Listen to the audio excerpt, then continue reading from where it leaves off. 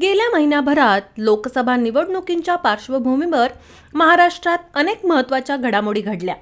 त्यात जशी राष्ट्रवादीला रामराम ठोकत एकनाथ खडसेंची घरवापसी आहे, तसंच आधी आक्रमक असलेले विजय शिवतारे अचानक माघार घेऊन आपण महायुतीमध्येच असल्याचं जाहीर करत सर्व काही शांत झाल्याचाही मुद्दा आहे।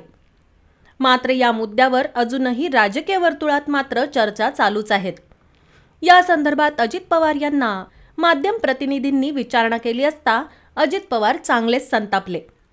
महात्मा ज्योतिराव फुले यांच्या जयंतीनिमित्त पुण्याच्या भिडेवाड्यात अजित पवारांनी स्मारक स्थळाचं दर्शन घेतलं। महात्मा फुलेंच्या पुतळ्याला पुष्पहार अर्पण केल्यानंतर माध्यम प्रतिनिधींशी बोलताना अजित पवारांनी स्मारकाचं नूतनीकरण करण्याचा निर्णय सांगितला। एकनाथ शिंदे, देवेंद्र फडणवीस, छगन भुजबळ असे आम्ही सगळ्यांनी मिळून महात्मा फुले आणि सावित्री फुले यांचं स्मारक करायचं ठरवलं आहे। आधीच स्मारक आहे, पण जागा कमी पडतीये, त्यामुळे आसपासची जागा घेऊन तिथे काम केलं जाईल असं ते म्हणाले।